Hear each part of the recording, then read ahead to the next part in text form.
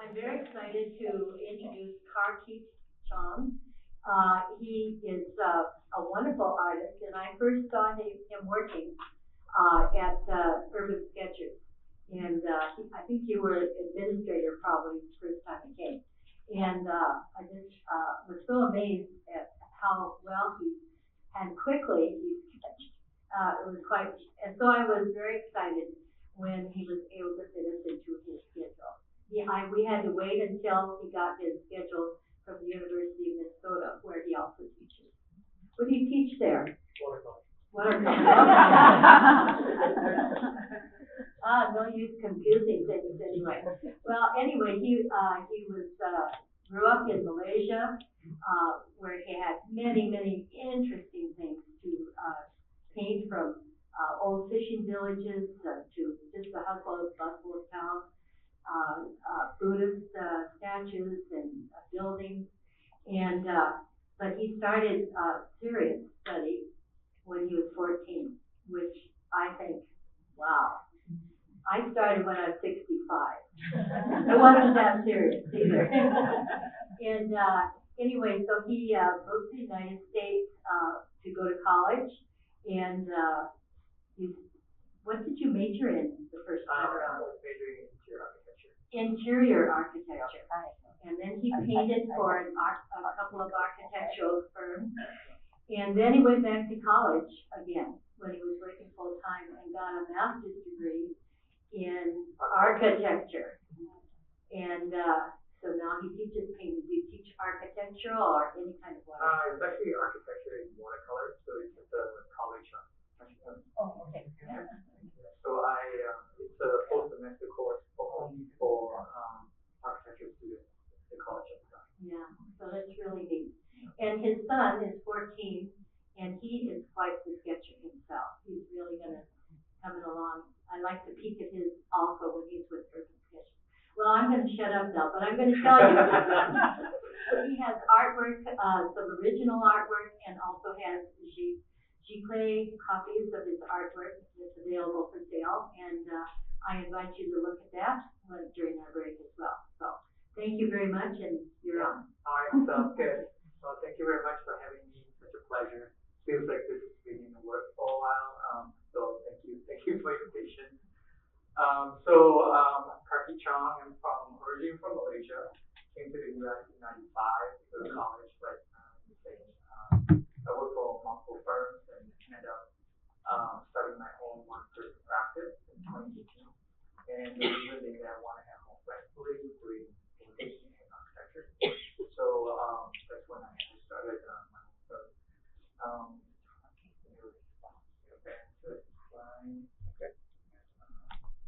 So for those who don't know where Malaysia is, Southeast Asia, it takes about 30 hours to get there. And usually it's just a little bit north of the equator, so it's tropical, hot, humid all the time. But it's great for planning and painting. That's how I actually grew up, just kind of painting on the streets in Malaysia. And from this little island called Penang, it's like northwest of Peninsula, Malaysia. And for those of you who don't know Malaysian history, it's the British colony. So we have tons of colonial architecture, a lot of influence from the east and the west. So it's like a big multicultural city, second biggest city in Malaysia, actually.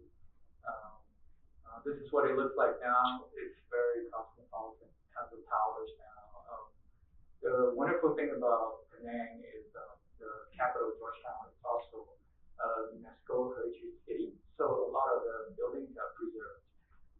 So you can see down over here by the water, this is the old town. Some of the newer town, part of the area is mostly highlights.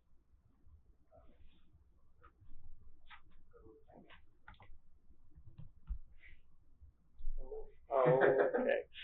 Can we get more volume on? Yeah. Yeah. No, well, this is figuring this out. Great volume. Thank you. Yeah, so like Randy was saying, I was always very interested in painting when I was young. I would doodle a lot, any paper I can find, I would just draw stuff on it. And my mom finally said, hey, you want to go take some lessons? So I actually was really excited about that.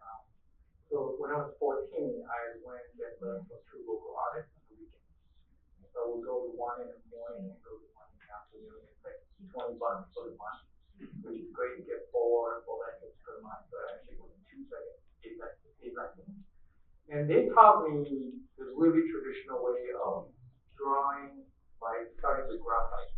I would just draw simple box, cones, and spheres for months to no end. It's really tedious work, but I felt like it really helped me build my foundation.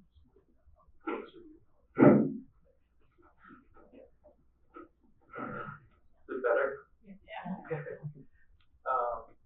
And eventually I transitioned to watercolor. So I did graphite pencil drawing for a long time, and then I transitioned into watercolor. And I studied with them for about 9 months, and finally like, well, you kind of have the skills, you can go start exploring on your own. So that's how I got started. So this is what Penang looks like. You can see a lot of kind of clothing architecture on the left, like you got temples, you got mosques, you got old fishing villages, and old street vendors everywhere. It's still like that all the time. So it's a great place. It's very, very eclectic. It's a great place to paint and sketch all the time. Is there a lot of tourism there? It's a big touristy city now. Yeah, a lot of expats go because it's one of the most efficient place to live. I think cost effective too. Just because you don't need a car, you can walk and get stuff very easily. So these are some of the paintings I did, when I was starting out, 14, 15. I would do a lot of still lives and everything small scale. With all these arrangements, and you just sit there and paint. So I was also part of the high school art society. We have a group of my friends, upperclassmen, and basically we spent time 4 or 5 years together through high school. And we would go and paint a lot on weekends and holidays, school holidays. And that's kind of how we learned from each other. And these are some of the street scenes I've done. So these are probably only 16, 17-ish samples. A lot of the fishing villages is definitely one of the favorite things that I put in sketch. So fast forward to 2004,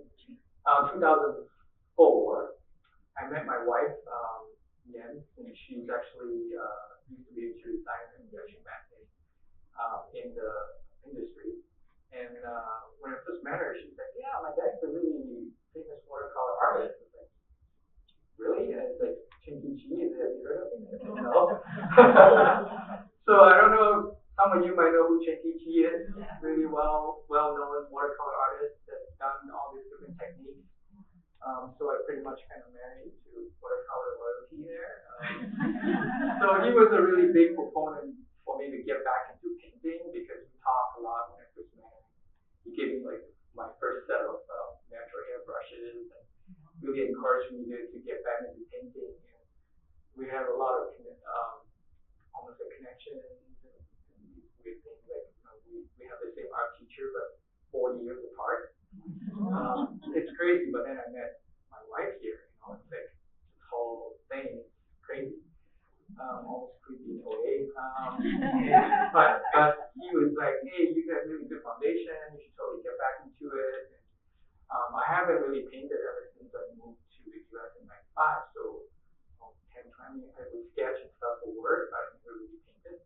So he was really big proponent into getting into painting. And then in 2017 is when I finally decided that after I finished all my architecture exams, okay, I can do other stuff.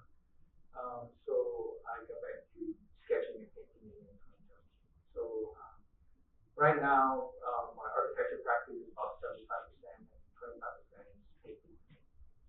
This year has been a little different. It's almost like reverse. I'm doing more painting. A lot of art commissions, and then I teach this spring at the college as well. So these are some of the earlier works that when I first started picking up again, a lot of different things when I go and visit my father-in-law. He's 92 now, by the way. He's kind of retired from painting and all the activities.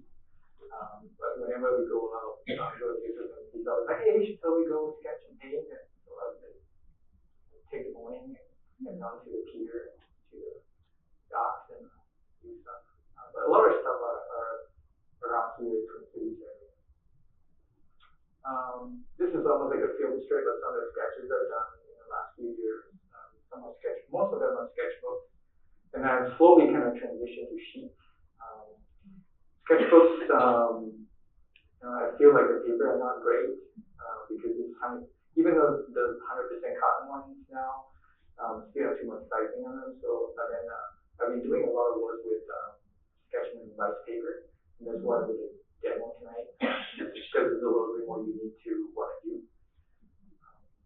Yeah, and I also do some more like traditional watercolor, I would call it. A lot of these paintings, most of these are half sheets of watercolor paper. Fishing villages, always my passion, and also I like details. I think part of it being in architecture is like I love really intricate things and really busy scenes. So I'm doing some of these like more like everyday scenes, but workshops. Craft is also one of my favorite things just because the colors are so interesting and there's some complexity to it. Once in a while, I do some landscape, just more like a kind of abstract type approach that my father-in-law taught me. And these are all actually in national and international jewelry exhibitions. I started entering exhibitions in 2021. After a few years, I was like, oh, yeah, maybe you can kind of get to a good point. I can start putting the work out there. Yeah, and my father-in-law always sent me all these emails like, hey, there's a call for. He's like, he enters everything, right? Every state, society, and everything, and then he's won everything that you can possibly win. But I'm not as prolific as he is, so it's kind of pick and choose. Well, I usually enter the ones locally. The bottom right one is the latest painting that just got accepted to the Minnesota Watercolor Society show this spring. So, but I love details and stuff like that. So definitely. What is that on the bottom left? Bottom left is actually blue crab. Oh, Yeah. okay. Yeah, so that one was in the Fabiano Watercolor exhibition in last year. Was in, I totally see it now. Italy, yeah. Yeah, and then about 3 years ago, I had a first solo exhibition at Hawkins Center for the Arts. The theme was impressions of Twin Cities, and because Minneapolis is kind of like my adopted home in a way, because I actually moved up here after I graduated in '99. So I feel like it was a really good way to see a city, to get to know a place you live in. It's like you just go and sit in a place, and sketch and take it in and talk to people. And what I love about painting on location, that people are really curious what you're doing. They'll come and look at your work and tell you all about it. And it's the best way to know the place, and also when you travel, it's a great place to learn about the local cultures too. So it was all the work that was done inked on watercolor on rice paper. So yeah, so it's a bunch of landmarks. And then I do occasionally I do some corporate commissions. The upper left one was a 6-foot long Minneapolis skyline for a corporate office building. And then I have a studio that I share with my wife, just a little bit north of the North Loop area. So once in a while, usually a couple times a year, we'll have an open studio. And I teach at the U. This is my 4th year teaching at the College of Design School of Architecture. And it's really nice. I always get these calls from like Minneapolis St. Paul magazine. Hey, we want to feature you and stuff like that. It's really nice and good exposure for me. To me, I don't go out and pursue a lot of these things. It just kind of happens. Because at the end of the day, I just want to paint and sketch. And part of the reason I want to keep my architecture practice is also that I can paint whatever I want. I'm not relying on my art to make a living. My kids are still very young. So I put food on the table. So I just feel like it's more a hobby to me still. But having these opportunities are great. Just getting to teach, share my knowledge, share my especially at the university level, because all these young students, they are still really interested in just hand drawing and painting, because the technology kind of takes over, right? But these classes are always full, it's multiple wait lists, and they want me to teach every semester. I say I can't. So it's always a little crazy, busy during that time, but I do it because I want to pass the knowledge on and share with everybody. Yeah, and once in a while do workshops. I do workshops at Marine Art Museum down in Winona. I had one last year, and I'm going to do another one this year with them. So, great. So tonight I'm just gonna do a demo on that and switch to. I figure we could do something that's familiar. So we can maybe do a in Kar-Keat. Um, so these are the pictures I take. Whenever I'm out and about, I always if the day is nice, has a really good light pattern. Then I would just kind of fold over and just take some pictures and have really just use it as the subject matters. And the thing about these is like I usually would take a bunch of go around and take them to see what's the best view or has the best light pattern. For me, what informs a good sketch or a good painting is all about the light.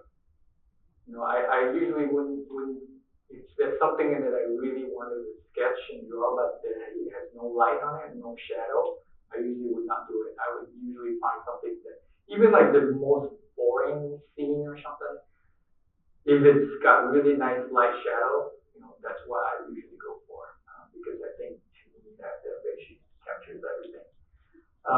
So I usually have a few of these, look at the light pattern here, like this one here. This kind of shadow, this might be a little better. So with that, and I would typically do like a quick value sketch. So I'm just going to do that real quick here. So the first thing I would do is just a loose piece of paper here. I would, whenever I go out and sketch, I always would, at the beginning of the day, I would always do a quick black and white sketch like this. So like a quick value sketch in a way, it just kind of warm up for the day. And usually it takes 15 minutes because you don't want to waste a lot of energy on these things. You just kind of let it go, and if it turns out, Kind of pen do you use? I'll get to that a little bit here. Yep. So these are all the ones I usually would just kind of do real fast. Sometimes I'll just do a color. A lot of these is from my travel. Malcolm Yards. This is in Dallas, Fort Worth. Puppet show out. This is from this weekend sketch outing at the Florentino Museum. So I usually would do something like this just to warm up for the day.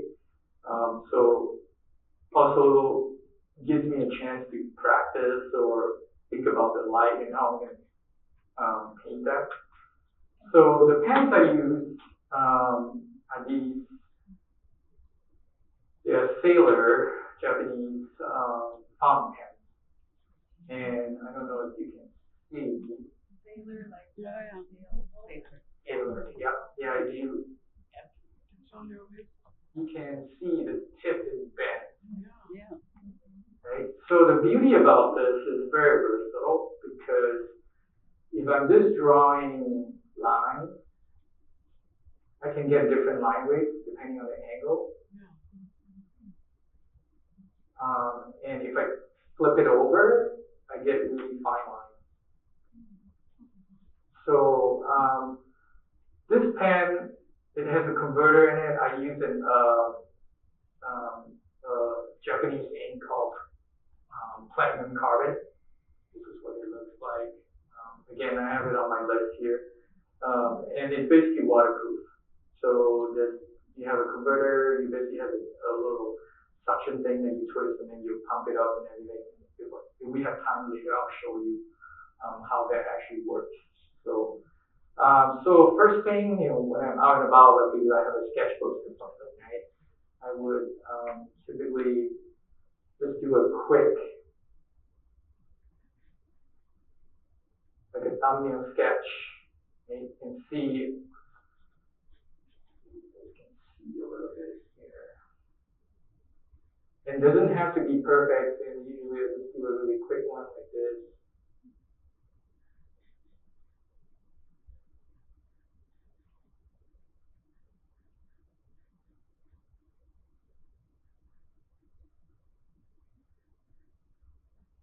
Just to get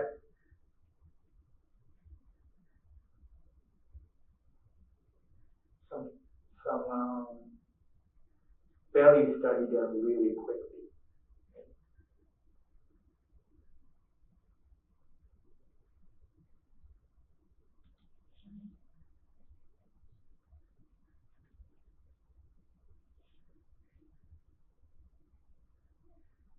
That takes like a couple minutes, right? And depending on how big you need it to be. And then I start to just kind of look at it, looking around like crazy. I think every time you press down on the table, I think it really, I'll try not to make too big movements here. And then I would usually just start shading a little bit, like all the darker values, like this, with a pen. And you can see if I go slower, it just flows and bleeds like crazy. Right? So if I want a lot of dark value 5, right? So I always tell my students, I work in this range of values, 5 values. Right? Value 1, the lightest, will be paper white. And then you go to medium light, and then medium is right in the middle, and then you go medium dark and dark. So every time you do a painting, you should have all these values. Okay? It's gonna, you think about black and white photos, why is it so powerful? Because it's all about the values. The values give you the depth, give you the contrast that you need. It leads your eye to what you're seeing next to it. Right? So it's, with shadow and light, it's how you really think about rendering the values. So I can usually very easily, I can do a lot of these, there's trees, we want to chunk trees here, it's action trees, very simply. And so, just like that, I have almost like a quick thumbnail of it. And then I use these brush pens. So these are Ecoline brush pens, water-based brush pens. So if you take a brush and to it, you could actually blend it pretty well. So I usually would look at it and say, okay, is this some value? Is this a good value like this? Shade these very lightly just to make this is in shadow. Think about how I'm going to represent a lot of this.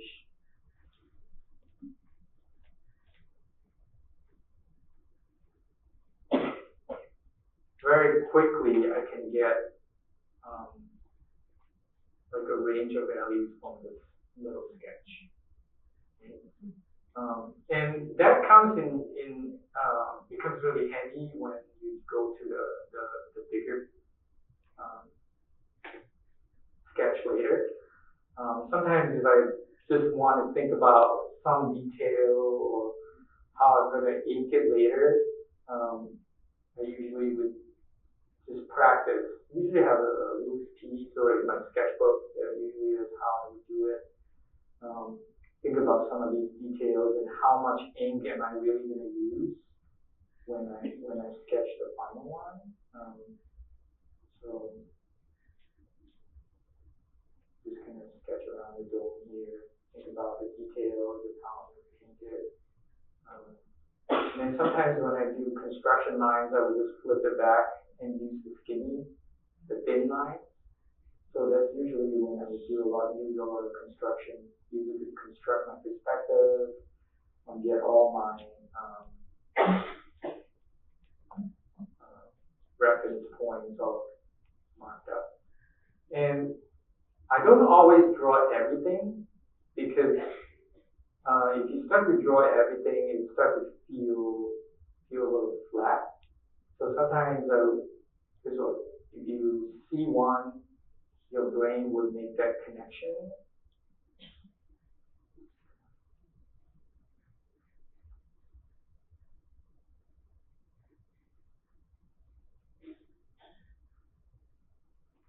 So I would do a lot of just really test some of those and see how much ink I really want to use when I go do my final painting or final sketch later. So you can see what I was talking about, like, with all these details and everything, if you just do a few dots here and there, it really suggests the details. You don't have to painstakingly draw and sketch all the details because then it gets super busy. So very quickly, I would do something like this, think about it a little bit, and then use my brush pen and shade this a little bit, and get a good sense of the different value and shadows and where are the areas that are going to leave as value one. You need a paper white. So very quickly, this is really nice shadow light pattern happening over here. Very quickly you can get a good sense of what the value can be. And I'm only using one color. This is like the value 2, 3 or 4. But then the ink can weight the value 5, right? And then you get a paper white is value 1. So okay.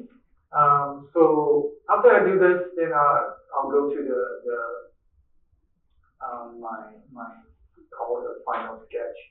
And every time I go out, I always tell myself, like, I'm not doing a masterpiece today. That's not the whole point of this. I think it takes away the anxiety and the expectation. You just go out there and just try to draw and feel what you're drawing, and try to have fun. And every time, to me, it feels like a learning experience, and always try to experiment with different things and see if it works or not. But worst case scenario, you can always just redraw it. So I guess roughly, so I always tell my students, like, it's always good to use whatever tools you have at your disposal. When I'm out there trying to look at this building, super daunting, like where do you even start? I always, like, instead of just going straight to ink, I usually would just rough it up with some pencil marks, make sure I get my horizon line down, and then get some of these perspectives correct when I'm and on location. So from the photos, you always have this 3-point perspective, meaning there's another vanishing point just from the camera. It's going all the way up, but usually when we sketch, we'll draw everything in this 2-point perspective. We don't have that 3rd point unless you're trying to accentuate a really tall building, a tower, or something that it goes up to a vanishing point in the sky. So I usually would do some really quick pencil rough files of dome, the different sizes and everything, and before I start. And also the nice thing about it is that when I sketch, because I'm right-handed, I like to sketch from left to right, so it's a little bit more efficient that way. So I don't draw every detail. I usually just get the form, all the critical angles and corners down, and then I will start ink right away. And again, you don't want to waste all the time, energy building something. And any sketch, any painting, all comes from this foundational work. Right? You got to build that foundation. You make sure these are right. Sometimes people just want to start drawing. You get patient, but a lot of this building blocks is so important at the beginning. If you get it right, your sketch will turn out much better. So take the time, don't rush. It's always my advice when you're doing work. So usually once I have all this down, I'll start the ink, and I'll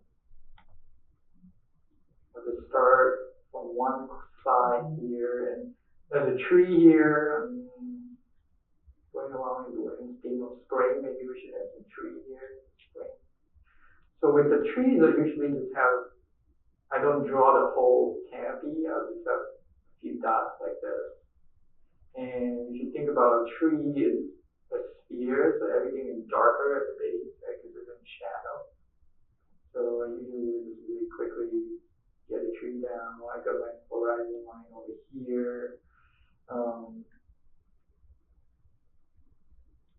Sketch a few quick people like that, just to get anything that's in the foreground down real quick before we start to cover. There's some landscaping that's happening down here, so we can do that. And then I start to get into a little bit of the building. And again, I always say this is we're making an impression, right? We're creating impressions through the art, but then it's not like a full documentation. We're not going to painstakingly draw everything. It's really about trying to capture the essence of the building. Yeah, we get it. There's a lot of details. A few of it would definitely make that connection really quickly. So I usually would just start sketching and get a lot of these smaller shapes down. With some of this pencil work, it also is really helpful because then you're not over inking everything, because it's easy just to draw every line. Okay, so there's some details over here, and I'm not even really drawing all of it. And if you draw something inaccurately, I usually just sketch over it, so it's not the end of the world.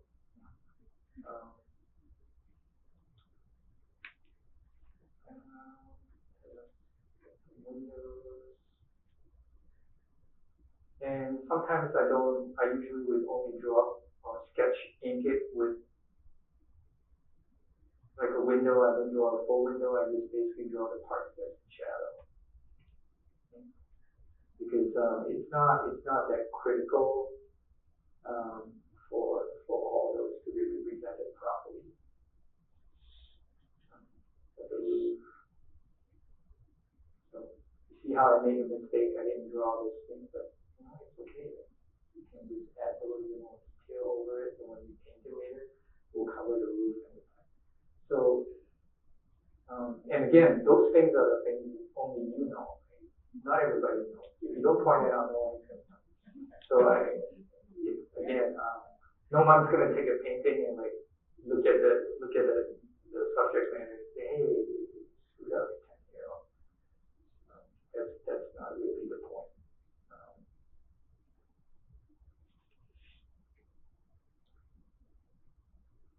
Because the ink flows so much, and I'm going to talk about paper a little bit. I forgot to talk about the paper. So this paper is actually called pea paper, and it is Chinese, and it actually means skin.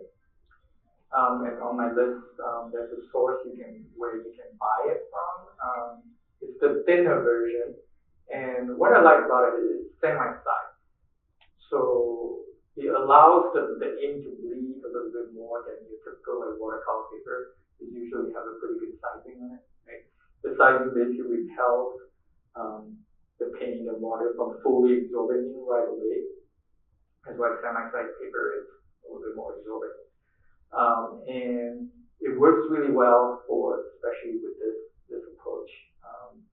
And it's thin, so you can't take, when you paint it with watercolor wash later, you cannot have multiple washes and layers and everything. You only get 2 passes before you start to get tired and the color starts to get super muddy. So that's another thing I really like about it. You see, it's very light. You get 2 passes. You get the first pass. That's why the value study is really important, because you're gonna make sure you mix the right value for the paint when you apply it.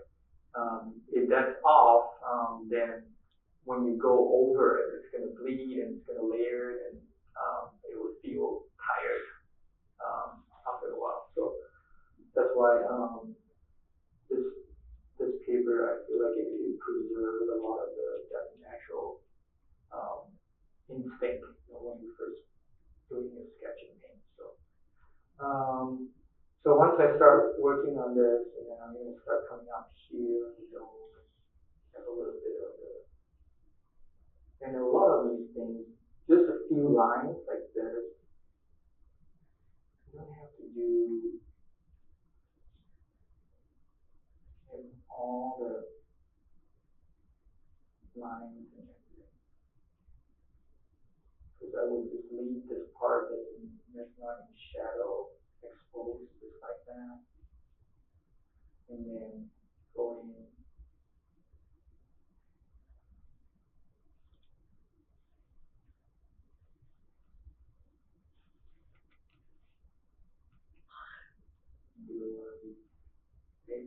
Um, with the ink sketching, it's really important about your line work, line quality.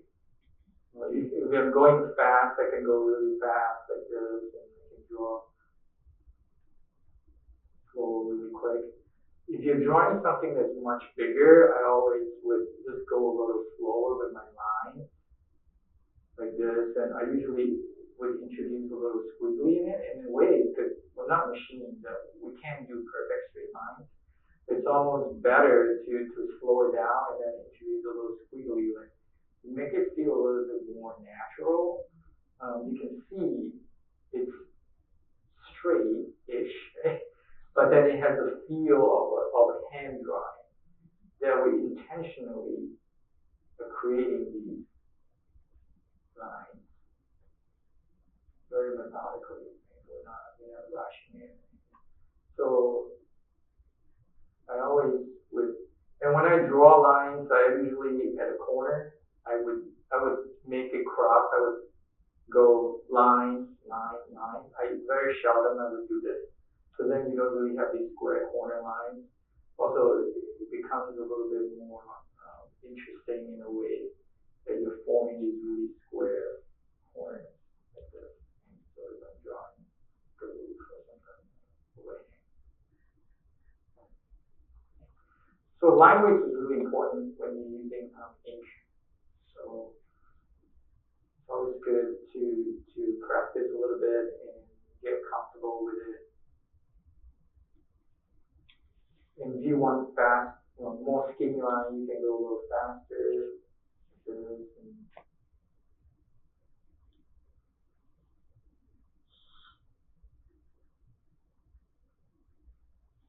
If you have questions, you just feel free to ask them, because usually I can talk and sketch at the same time. How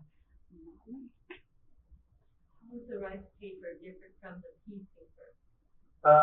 It's a pea paper is essentially a version of the rice paper, and we kind of generalize the pea paper as top of a rice paper, but if you're really going to be technical about it, it's actually made out of mulberry and kozo. So it has zero rice in it. but it's easier to say it's rice paper because people tend to know what that is in Chinese brush painting paper.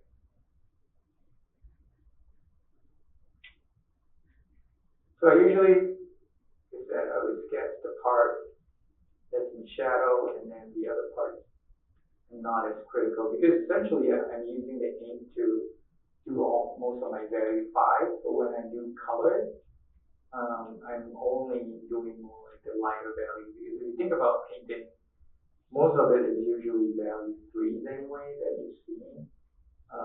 So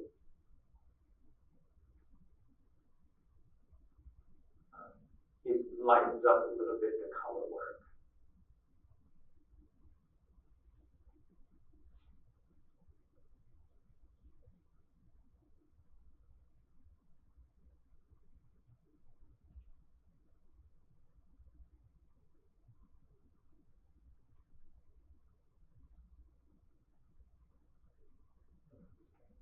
coin in.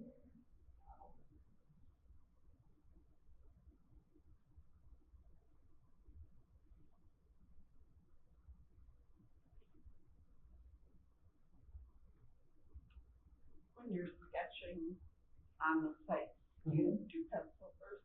Yep. Yeah, sometimes when I have these more complicated things, yeah, I usually, because then it takes down anxiety, like, oh, is it gonna fit on the paper? It's always a challenge, so I usually just quickly sketch it and then, get a feel for how big everything is, and then we work it all out, and then when you ink it's a little less, complicated. Yeah, I always like, whatever tools at your disposal, make it easy. Less anxiety is always good. Um, there's a really prominent urban sketcher teacher, Stephanie Bauer. She's out of Seattle, and some of you might know her work, but she's actually a full-time architecture illustrationist. But she would go around to all the symposiums and teach workshops. And she always like bring a triangle with you, construct your perspective lines, everything with a triangle. Make sure you know where the vanishing point and draw these lines lightly and then sketch over it. Like, there's nothing wrong with that. If that makes your drawing a little better, gives you a little bit more comfort level, do it. There's no, we don't, there's no police going around, asking you for using a ruler or anything like that. So, people use whatever works for you. So trees usually like this. Cars usually keep it a little simple. So it doesn't have to be too much. This part is in shadow, so preserve that. There's a window here.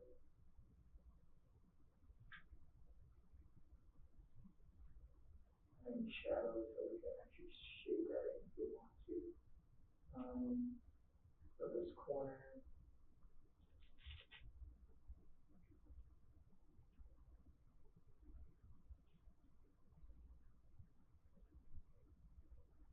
Back up here.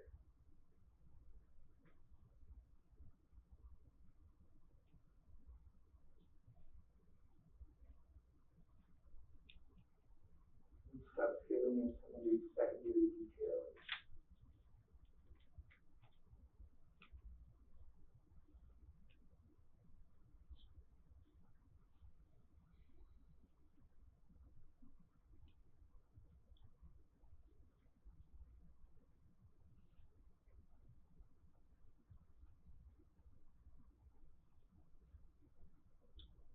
It's also sometimes easy to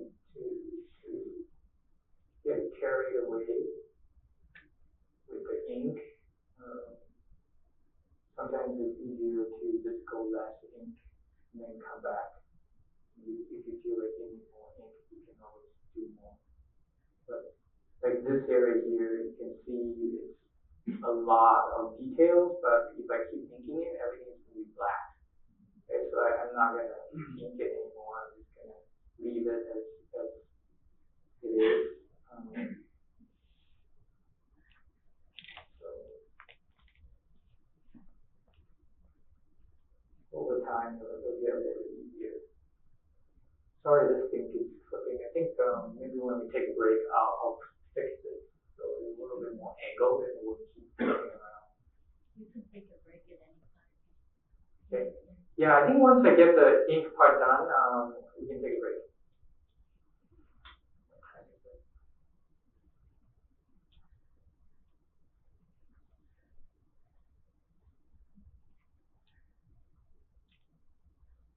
Yeah, so I should be done with this in about 5 minutes here.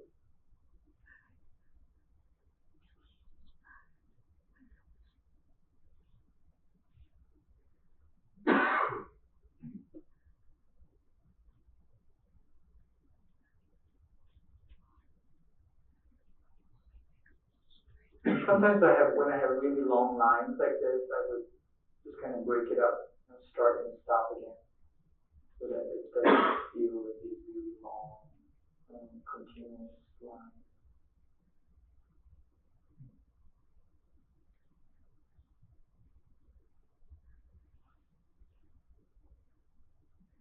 And the shadows I usually I would paint with watercolor.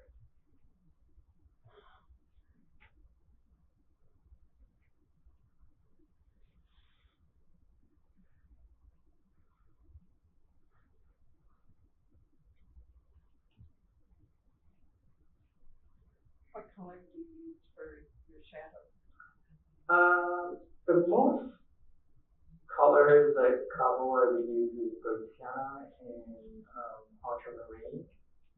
Um, Sometimes I use a little bit of small German blue. The colors and the brand of the watercolor I use is mostly Rembrandt because I grew up with it and my teacher used it back in Malaysia, and it's also one of the more affordable paint. They come in like a 20 ml tube, and you guys got them on sale.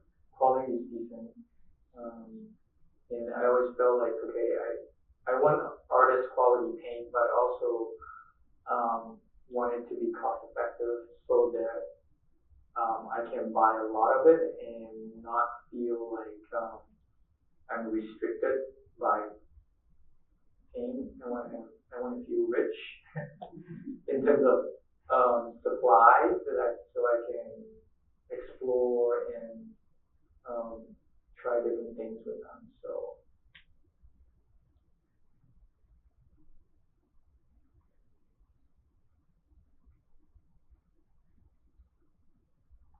again, not drawing every detail. Get the street in, maybe make it a little smaller.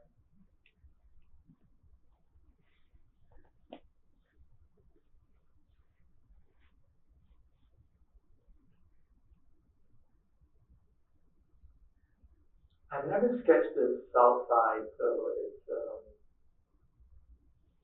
I've sketched the northeast side a couple times, so it's kind of nice to for change. Try this out.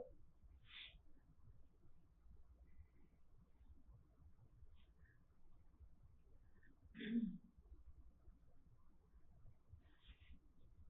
a few people.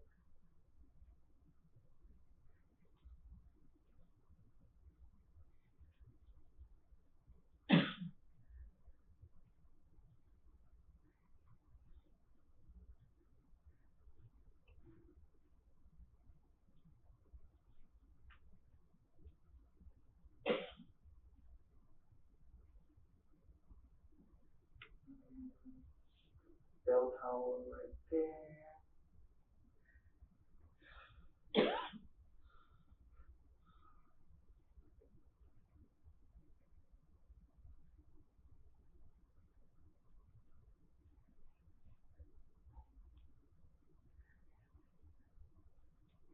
And then really quickly we can think about the foreground a little bit.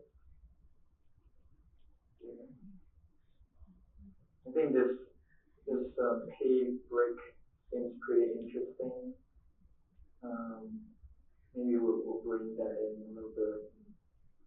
Thinking about the colors, you could add a little bit of warm tone on the foreground.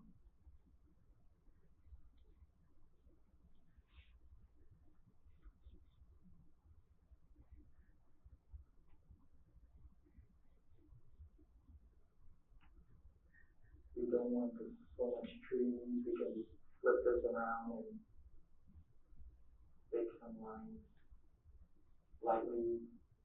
So almost like suggest you can sort of look through the trees a little bit.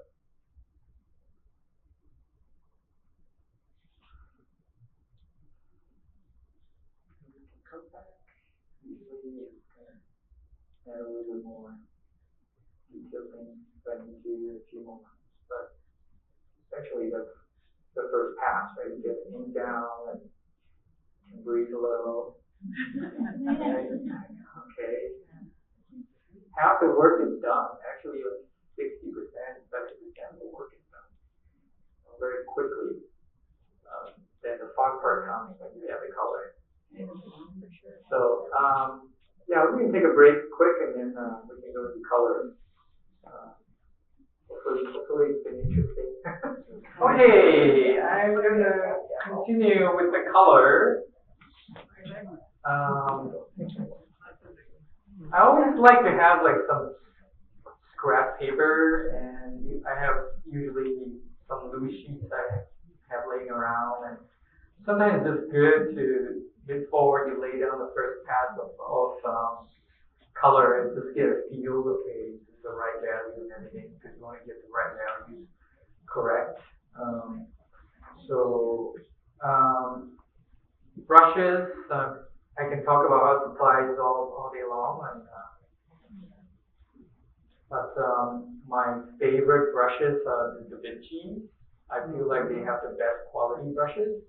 Like the ferrule never gets loose ever.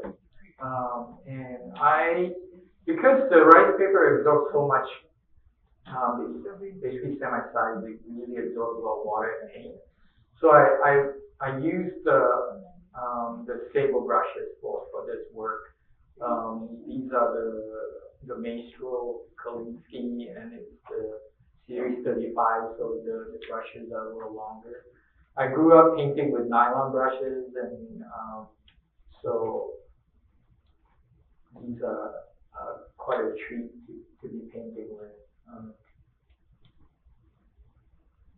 Colors, like I said earlier, I use Rembrandt, I use Lindsay, I have some Hawaiian colors.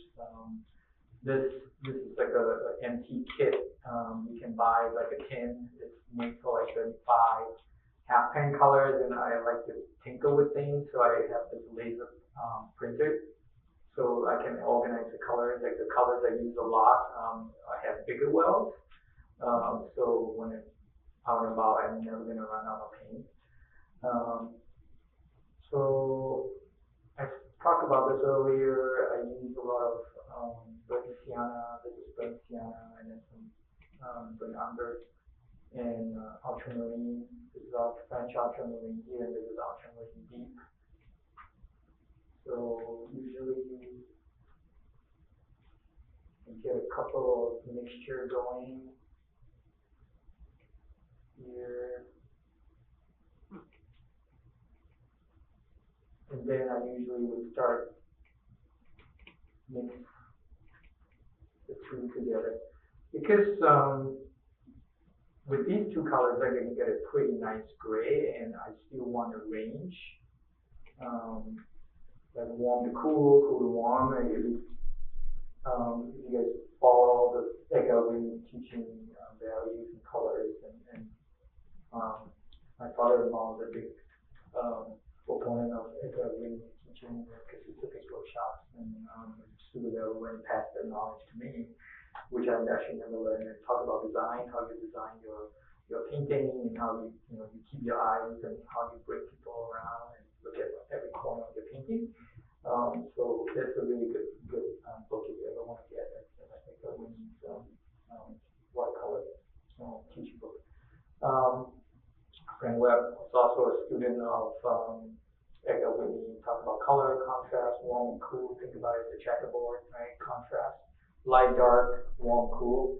So I always try to do that. So when you're doing shadows, it's never really just going to be gray or black, right? It's going to be some warm, it's going to be some cool. So usually you get a sense of how that's going to be, can be warm, and sometimes you can mix the color on the paper too. So you gotta do that and just get a sense of where I want to be. The cathedral is fairly more chromatic in its colors, so when we do shadows, we can bring in the warm and the cool to make this a little bit more interesting. So with that said, I'm just going to start painting the shadows. Mostly it's going to be the shadows. I tend to like to do the building first, and then I feel like, okay, if it's too flat, then I'll paint the sky in a little bit. But sometimes I would leave the sky as paper white, just like a steep, because it's mostly a sketch.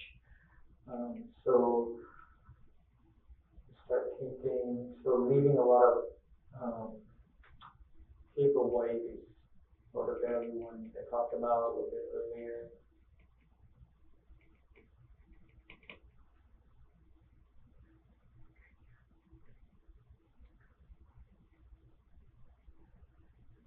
And then I can go back and alternate my shadow colors with a little bit more blue.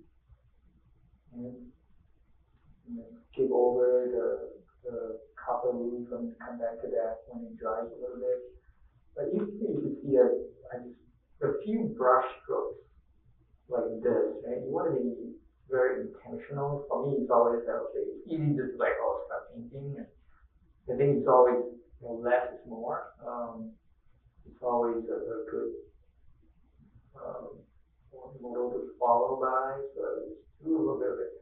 Because once you paint some areas, you're never going to get that paper white back again, especially with this. Another thing I always also like to have is tissue paper. It's always just good to have some in your hand. Because if you're painting this, right, it's flowing and going crazy all over the place, you can always dab it like this. You can pick up, see how it got lighter? You can pick up a little bit of the paint right off, so that it doesn't just keep bleeding and go crazy on you. So let's paint with this yellow shadow. Now this color started to feel a little bit muddy, so I'm just going to wash my brush. I like to have my water container. Usually I like to have two compartments. One is for washing and one is for cleaning. And part of this is a habit from doing studio work a lot, because then I have clean water and more like traditional painting. So it's always good. Then you're always going to have fresh paint when you apply. So yeah, I'm starting to bring in a little bit of the blue, let it bleed into it a little bit. Right? So there's a range of warm and cool interplaying shadows. So it's just not all flat white color.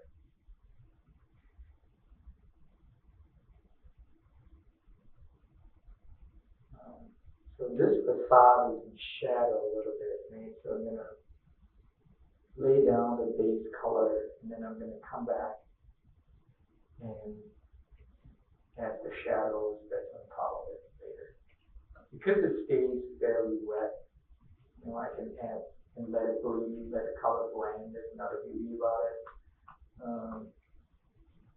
I remember growing up in Malaysia, painting on the streets, and because it's so humid, it takes everything. So eventually you can take your free time and keep blending. It looks great, but when we're coming here, oh my gosh, it just dries so quickly. And you gotta have a humidifier running or something in the middle of winter to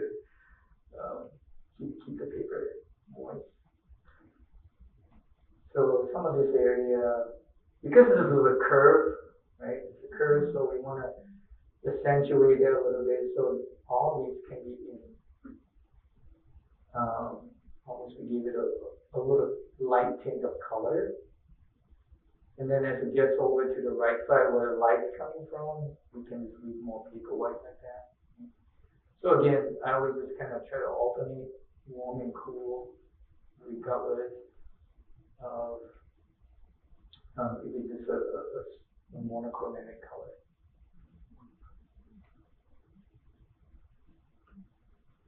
So I can, because it's still wet, I can just blend into it a little bit.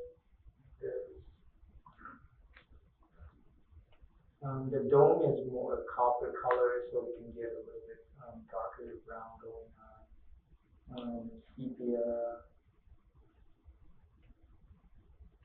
When it weathers, it's going to turn green.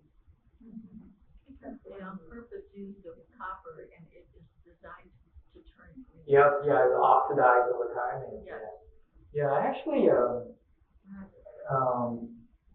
was the new father, Joseph Johnson, actually reached out to me a couple months ago, and somebody had given him one of my prints of a watercolor of the you know St. Paul Cathedral. I gave to him, and he tracked me down, and he really liked it, and wanted to meet me. So I actually went and met with him, and he gave me a tour of the cathedral, took me behind all the rooms and everything, and showed me, and it was really great. Yeah, it's really great. You know, like I said, art takes you in all these different avenues that you never know. Yeah, and then he was like really interested about selling the work in the big shop, so it was really cool. So I was mixing some sepia with this small color. It's actually a Winsor and Newton color. Essentially, I think it's very similar to Daniel Smith's cobalt violet. So it's like ultramarine with cobalt blue in it. Has this really beautiful purpley tone. So I usually like to mix a little bit of that on the side. The reason I pre-mix a lot of it because then it's ready to go when I paint, and I'm not wasting time. Again, this is a new habit I developed here because it's so dry. What's the one you mixed with the ultramarine blue to make purple? I used the small German blue. Oh, Small. the blue, and what was the? Sepia. I used the sepia, a little bit sepia, and then small German blue. Because sepia is like a dark brown. So I'm going to lighten this up a little bit, like this. It's got the highlight, and then I'm going to leave some of this paper white here. And then I'm going to come back to my mixture here with the small German blue and some sepia where it's a little bit more blue tint. Just add a little bit to that over here. And then I'm going to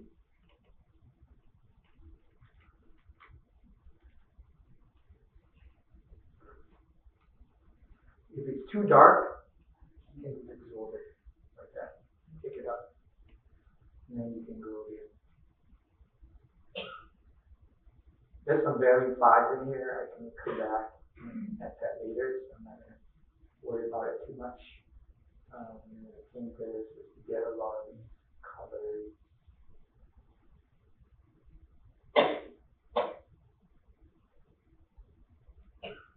So there's some first pass happening down here, so we'll let that be. You can keep working on the other parts.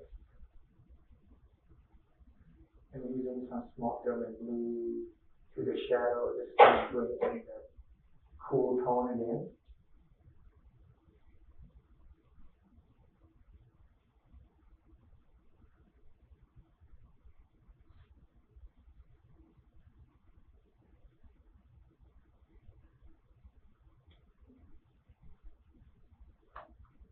And then usually, when I have a big area that's in shadow, again, I like to go back and mix a little bit of warm and cool to that, so it's just not so static.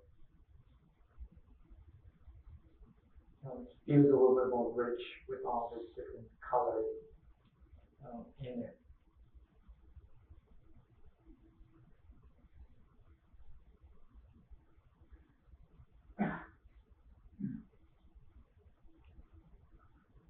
Then I can start painting some of these shadows.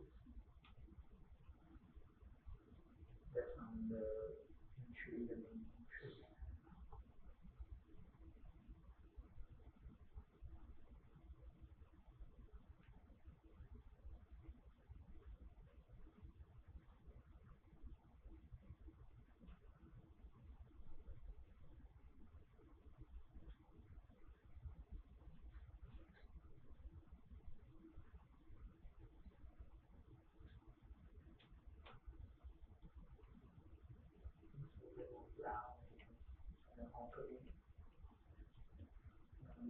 cool.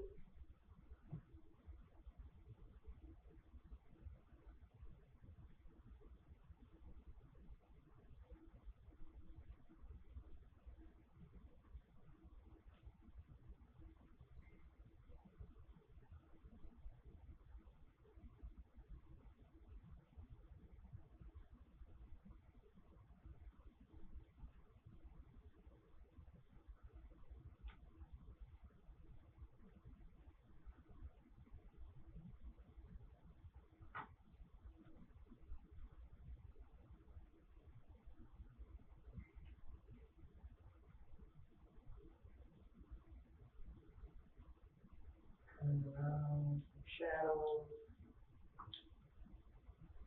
and have a little bit more small.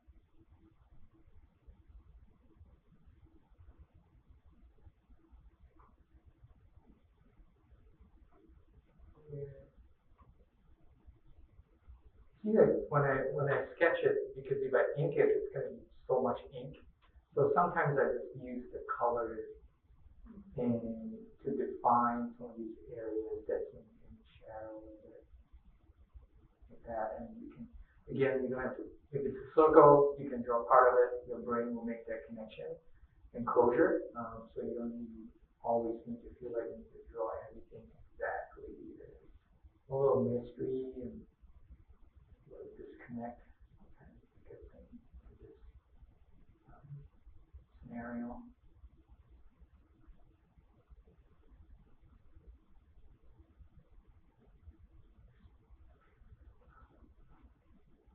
Come back here, a little bit of shadow.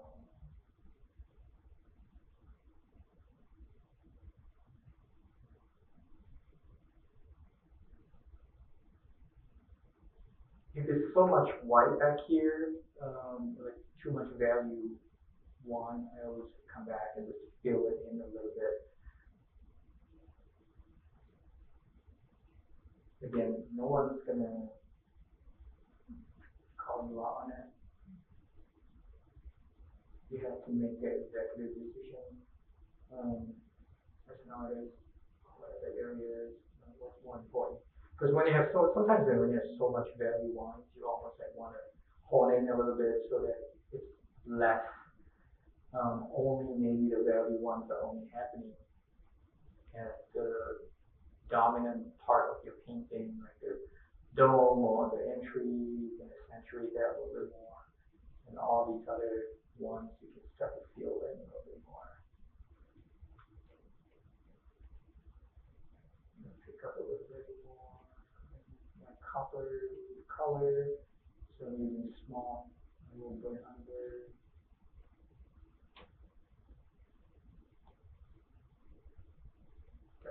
Kind of a purpley brown.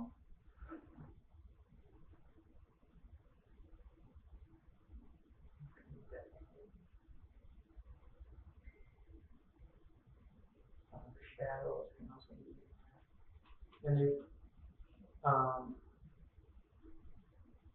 some of these, when you don't want it to bleed as much, you just got to be very careful and use a little less water when you apply.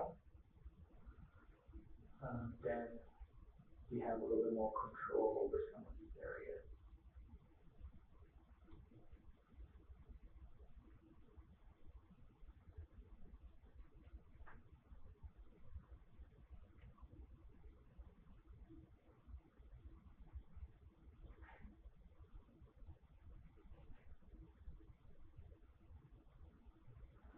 Okay. That should be good, but just to be sure, I'm just gonna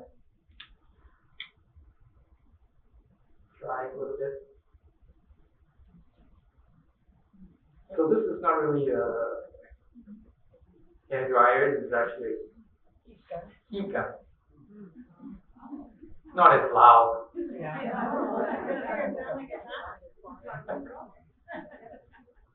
I learned this trick from Michael Holter. He talked about that, you know, when he's doing online demos and lessons, just so loud with the hair dryer, so he found this tool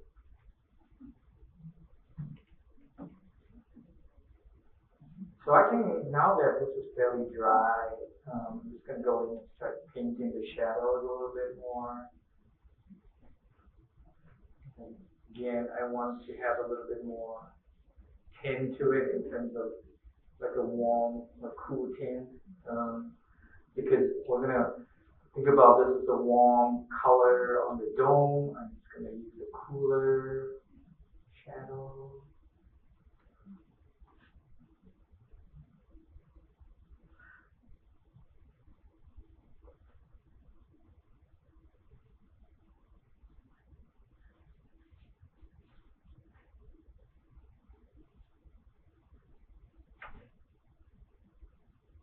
And a lot of this is in shadow, so I can paint that.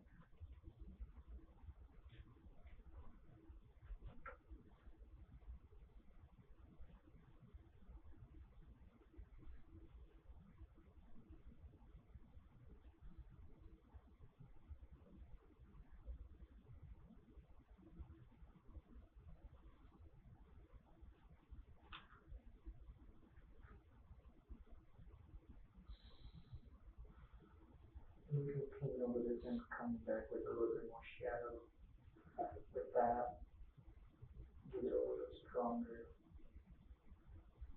appearance.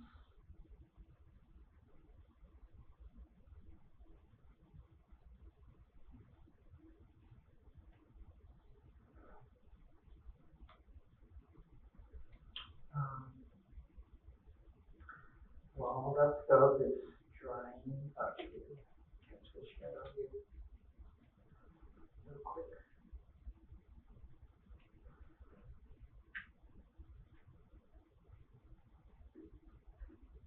And I can work on the foreground a little bit. For foliage, I usually have olive green and sap green. And you can tint it, make it a little darker if you want to.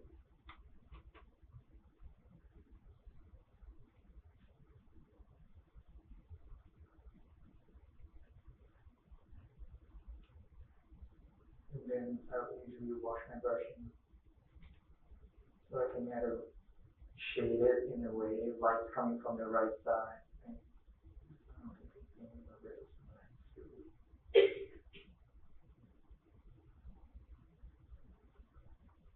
Go back because the more paint and then just add it directly to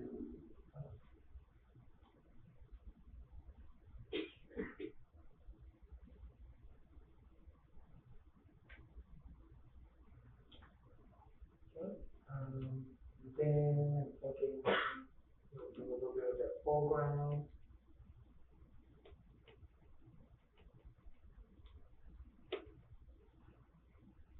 Then taking more of a warm color.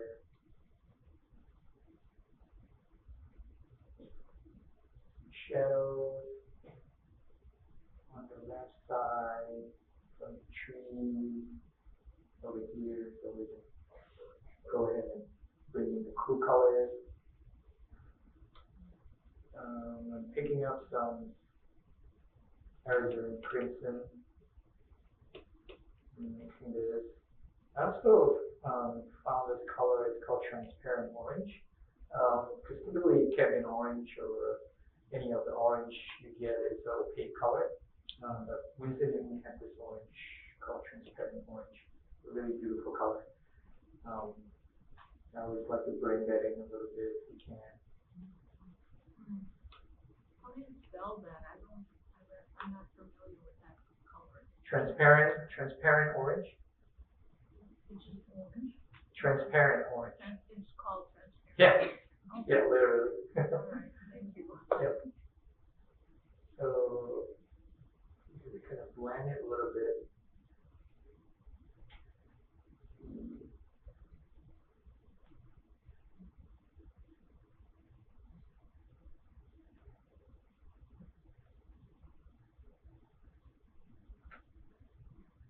Using a little blue to, again, contrast, warm and cool.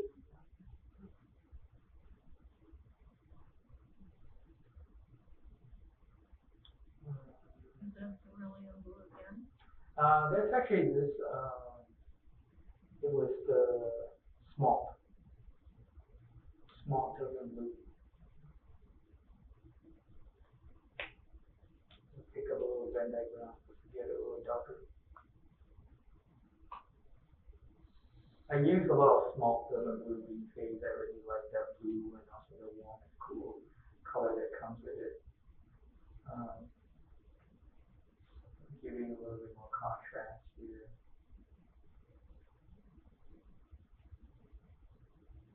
Have to let it feel like this connection to the cathedral a little bit, so there's not so much white. And honestly, it's the value want to mostly on the cathedral building itself, and everything else can be very light. Has a value to it. So at this point, like that's usually when I would decide, okay, do I want sky? I think I kind of want sky, right? Because it's a little warm, so let's use the sky to contrast it a little bit. So I'm just mixing some cobalt with some ultramarine. Test this a little bit, make sure you like that blue.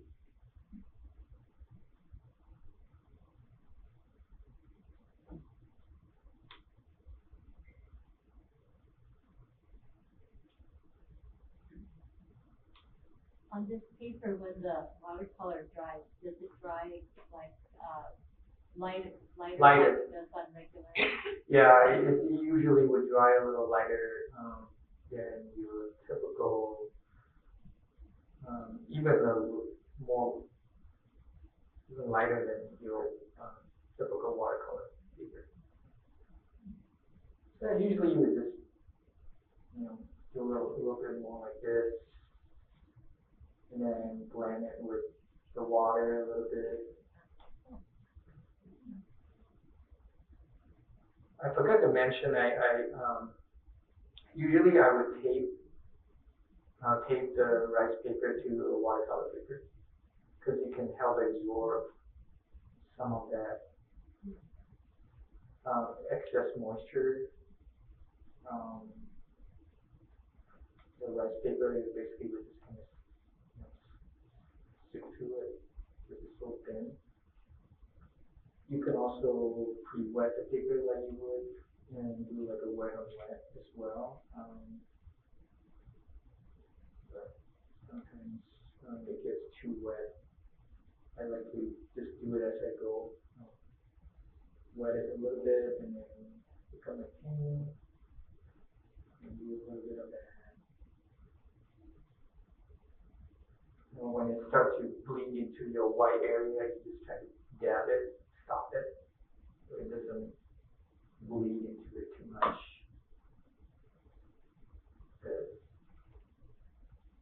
But sometimes I just let it be. Not the end of the world. Again, like I always said, I'll try to paint a masterpiece. If it comes out great, if not, get another one. Because I guarantee you the second one will be so much better.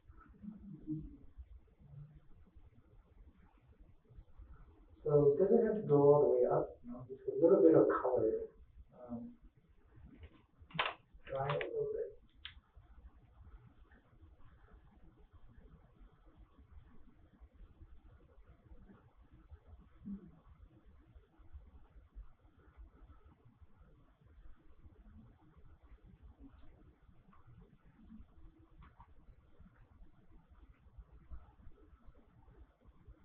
Would that heat gun ever scorch the paper? Never hasn't happened yet. But it's super effective though. I mean, look how fast it dries. At least it dries. I think that the blue helps, right? It pushes the building forward a little bit and makes everything pop. It's kind of cloudy-ish. And it's a nice balance to that orange. Yeah, like warm and cool, like I said, it's a good thing. Because our eyes react to contrast more than anything. Mix a little bit of dark green and give the trees a little bit more value. Range, where it costs a little bit more.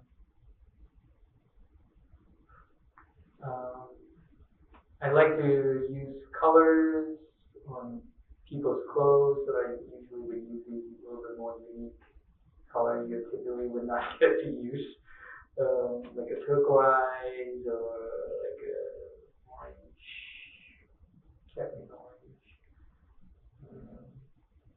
Keep people colorful. Or red.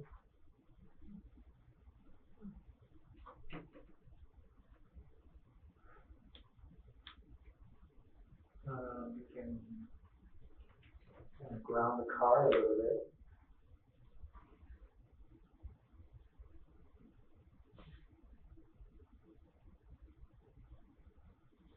Pretty much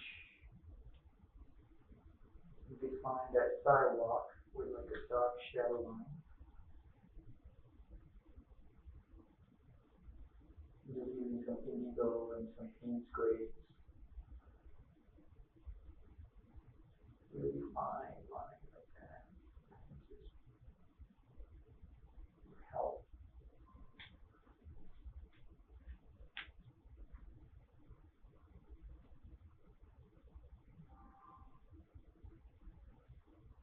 So you probably know this too. Start with light color and work our way to the darker color. Your water don't get dirty as much as quickly. Then if you're sketching or painting outdoors, you don't have the luxury of changing out water constantly. Define it a little bit.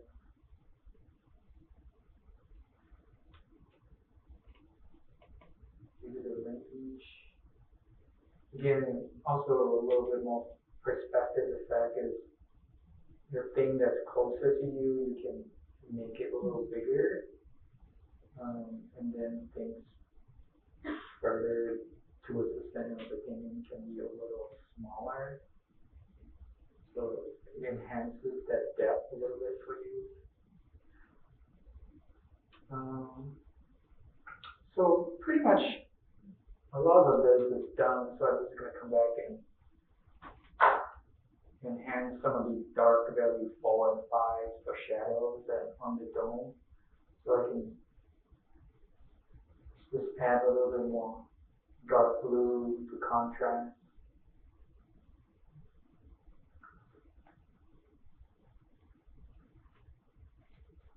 The shadow here. Really beautiful angle shadow like this.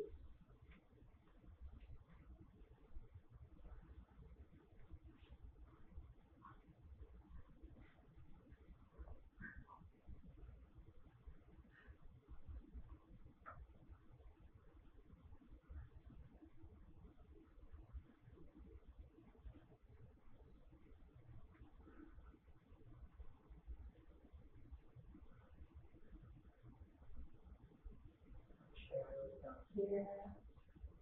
It's almost like the colors I'm using is just the leftover color from all the colors I've been using.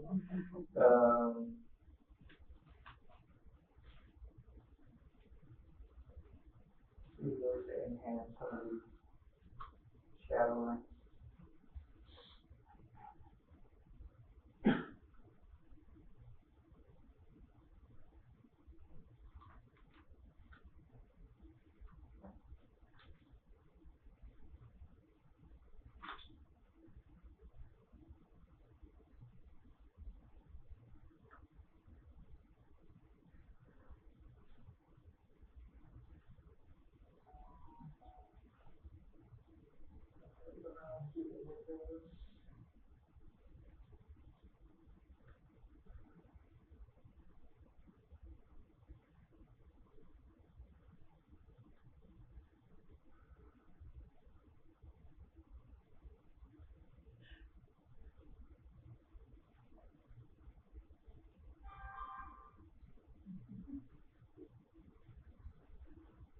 think we're good.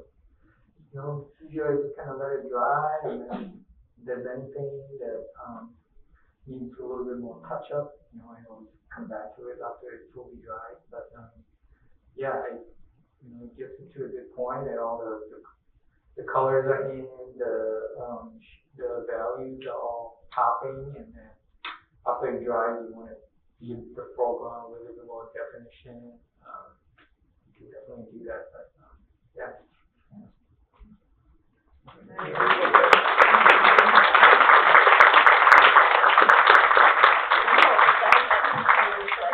Oh, sure. Photo ops. Yeah. Thank you. Yeah, let's thank Kar-Keat one more time for coming here tonight. We really appreciate it. Thanks for having me. Absolutely excellent. And was it Marilyn that found Kar-Keat? Well, he's well known. Yeah, well, sure, but thank you, Marilyn, for being the programming that we have here as well. Yeah. And you're welcome back anytime. Yeah. Let's thank